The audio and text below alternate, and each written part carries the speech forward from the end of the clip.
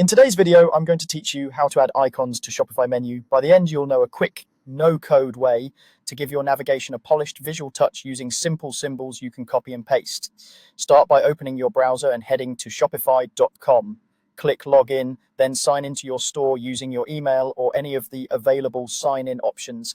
Once you're in the Shopify admin, you'll land on your dashboard. Look over to the left-hand panel and select Content. This is where you can manage different pieces of text and media related to your store. Inside Content, choose Menus.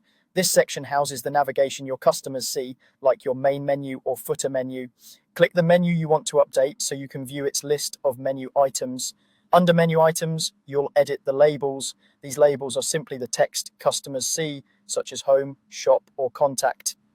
Click a menu item to open its label field, but don't change anything yet. We're going to add a small visual accent. Open a new browser tab and search for symbols or Unicode icons you can copy, such as arrows, check marks, dots, stars, or minimal emoji. Keep your choices simple and consistent so they look clean next to your menu text. Neutral shapes and single color glyphs tend to work best across different themes and devices, and they're less likely to break the layout.